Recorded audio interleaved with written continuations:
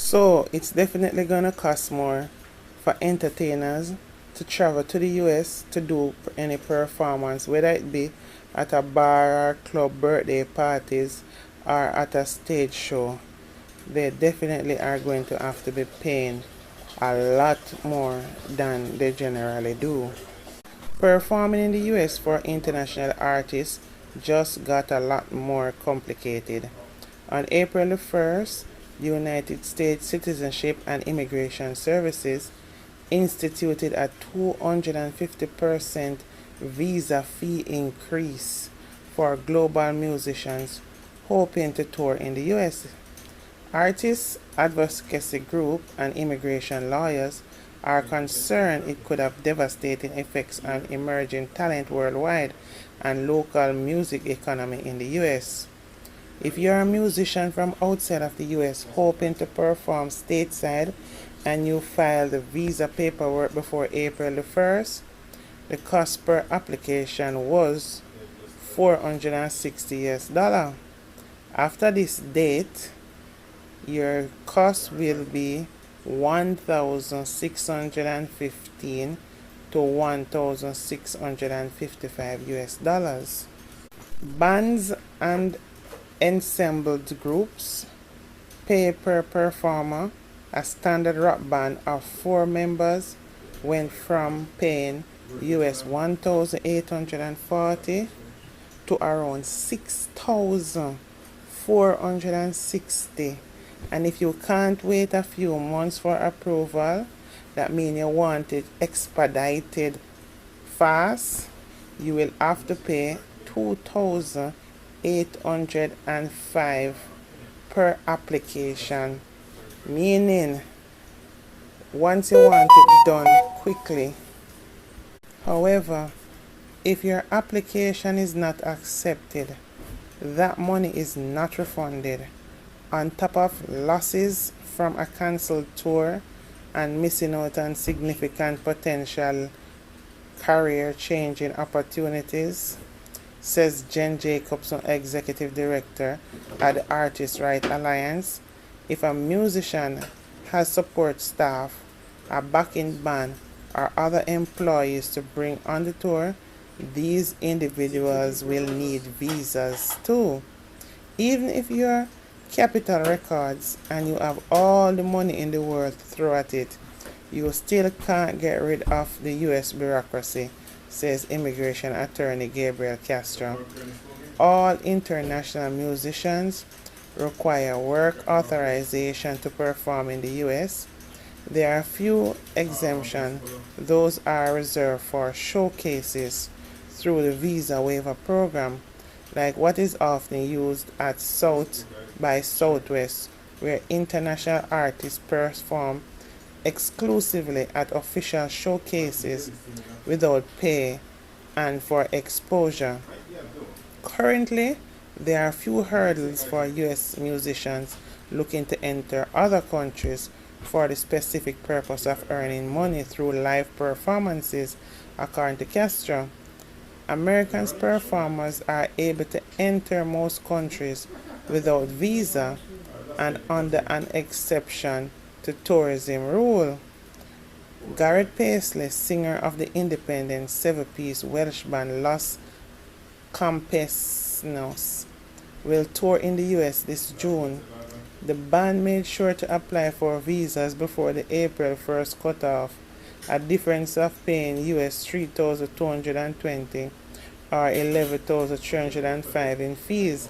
Next time they have to get a visa, he says, they'll likely try to squeeze 2 tours in 1 year, the length of their particular visa, to make up the cost. He says the application process requires providing an itinerary for the full year and supplemental evidence, press clippings to justify their status as career musicians, and testimonials from people of note, often from more famous musicians. Nobody gets into a band because they have got a passion for making cash flow forecasts, he said. It's unfair to expect people who are brilliant at writing songs to also be brilliant at filing out a 20-page visa application. After Brexit, he says touring in Europe for UK acts has become more complicated, but the US process is by far the most complex, both in terms of paperwork and what it represents for music moving forward. This idea that you need to be a career musician to get a visa and visa fees are going up increases the idea that music is a competition, says Paisley, and part of that competition is making as much money as you can. Like that's the only valid way to participate in the music industry. Two reasons they hadn't in some time, and because immigration officials are scrutinizing the process more closely. The last increase was in 2016 when fees grew from $325 to US $460. The US government is putting more and more burden on the application process, says Castro of Ball Sports and Entertainment Practice, which specializes in visas for musicians, entertainers, and athletes. He said 20 years ago, applications were just 2 or 3 pages. Now they are 15 or 20 pages, and those are just the forms before supporting evidence, he says. Now I am submitting documents that are 200 pages, 300 pages long, just to explain why this ban should be traveling throughout the United States. Officials might have done better to look at inefficiencies in the system to save money, he says. Paisley said he's heard that the increase will allow the USCIS to get rid of the backlock. But is that because you're going to employ more staff, or is it probably because you're going to get less applications? He wonders because it's going to benefit people who can afford to go rather than who wants to go or has the fan base to go. Castro says some of it is to account for abuses in the system, to make sure that individuals that are coming here for certain activities actually have those activities in place. But increased scrutiny is a lingering effect from Trump's administration's immigration policies. The immigration process overall became more difficult for everyone, whether they are coming across the border, whether they are coming here to perform at Madison Square Garden, whatever it is, he says that has changed the culture of U.S. immigration agencies.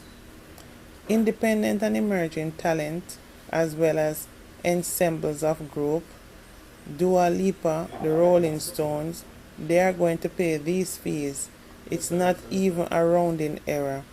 They could misplace $1,200 in their budget and they wouldn't even notice, says Castro. It's the indie rock bands, niche act, jazz musicians from Japan who will be affected. Every dime counts. They have very small margins, he adds. We have already got a problem with not enough musical acts breaking through to the next level, Paisley said, and this is going to stop them from getting that chance in the United States. Touring in the US is a pipe dream for many independent acts, he says, and it is in danger of not even being a dream. Jacobs points out that there will be ripple effects as well. Musicians, drivers, tour managers, and beyond, who would be hired to work with international talent, will lose work. Venues will lose fruitful bookings. Festivals that focus on international talent will reduce in size. The cost of tickets could increase, and so on. She says these fees increase could affect U.S. music culture, the richness of the music ecosystem in terms of diversity of genres. If lesser known global genre artists cannot perform in the US, audience will miss out on a critical cultural exchange. We need the marketplace to be friendly and accessible to all those different types of musicians, she says. you're going to see a decrease in international acts coming to the United States, says Castro, and maybe it's decreased frequency more than a decrease in the absolute number. We'll see less and less emerging artists. The harder you make it for them to come to the United States, the less you are going to see them there. Local economies too will feel the result. It's not just the mid-sized venue in Cleveland that will feel it, but the parking lot down the street, the restaurants and bars people go to before and after an event. And there could be long-term consequences that have yet to be seen. There's an absolute concern that there would be a reciprocal effect, says Jacobson. If the US is making it increasingly difficult and expensive for musicians to come here, why wouldn't other countries do the same to our artists as well? Well, as for Jamaican musicians and artists who have to move with an entourage, they will have to think again. So food is going to be taken off those lot tables. This, however, will force our artists to build music of more substance because mediocrity can pass airport. Worse, it costs too much now. So now, unless your music crosses borders and is in demand and will pull the crowd like a Buju Banton, a Lady Saw, a Sean Paul, a Shaggy, you won't be earning enough because you won't be pulling that kind of crowd. What is sad there are new up-and-coming artists that have the potential and are doing great songs who would benefit immensely from the exposure, as that exposure would propel their career by reaching more fans and building a bigger fan base. Now we know these people who are assessing the system knows too well the loophole that has been created by artists and their entourage coming into their country, like some not leaving the country after the show is finished. Some really never had no valid input into the music, but it gave them a pass to get into the country. Some have illegal marriages to legalize themselves in the country. Many are in the country under the disguise of music because of their links when they're really not doing anything valuable towards music. So these people know by hitting them in the pockets hard, it will lessen the possibility of things like these being possibly happening anymore. Now, if we can get back to the drawing board and do quality music that can entertain fans all over the world and not just your friends on the corner with you, it would be a good start. Because we need to remember, Jamaicans don't really support you by buying your music.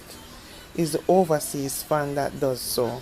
So at the end of the day, every artist coming out would like to have a fan base in many other countries other than Jamaica. As for many Jamaican artists, as soon as they see a chance to spread their wings in the USA, they did. They will have more demand for them because they are already in the USA. So that is a good look. Another thing, social media influences everything, and especially black people emphasizing on Jamaicans. You lot put all your businesses on social media, showing off who can do this and that, who can buy the latest Ray and whose jewelry more expensive than the other. All you lot businesses on social media. Even though many of you lot things that you are bragging about did not come from being an artist, it's attained by illicit means. But these people with the power go through social media and say, wait, there's a lot of money to be had from this industry, because they waste money on such trivial things. we can put in laws to get some more money out of them, not realizing that what you have attained mostly is not from the music, but they're looking on because you are on social media as a musician or as an artist. They think yes, money is there. Now hear what that does now. That make it harder for now an upcoming artist who has no access to such benefits, as they don't get the ropes yet, or as most of what is being showed off on social media is definitely not true music. It reminds me of something that my grandmother used to say. Black man can thief, but them can't hide. Because them too show off and will do anything for people to see them. Modern day terminology, them too hype. So many of these laws that are being changed, you lot were instrumental in the changes. You have nobody else to blame but yourselves. Now, what will happen when the real well that floats your money dry up and music is what you've been touting and you're not making no money from music? What will happen then? People need to learn to be humble, and humbleness is what you lot have no clue about. Most of us already know that. Even regular musicians know that for you to get into music, it costs to get into music. To be a part of music and to be an artist, to run up and down here and there and have the clothes and the shoes and the boot and so on, it have to come out of your pocket. You ain't making no money to do all that. So whether you have 4 or 5 women of foreign will help you, or some smart ones will hold a job that can at least assist them. But for those who want to go fast, we know it's definitely not from music you're making your money. Because musicians don't just go into music and make money until when you're really boss. Then something really going on for you, and you have to know how to manage your money. Money management is important.